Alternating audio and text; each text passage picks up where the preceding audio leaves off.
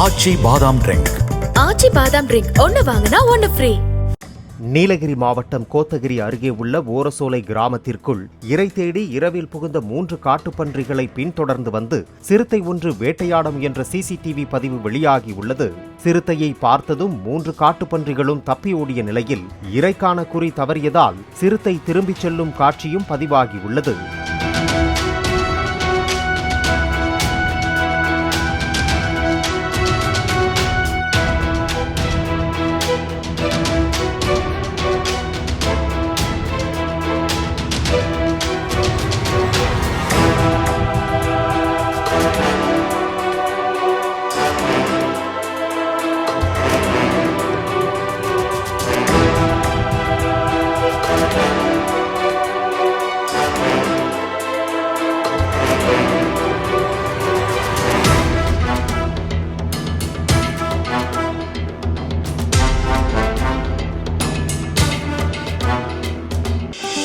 ஆச்சி பாதாம் ட்ரிங்க்.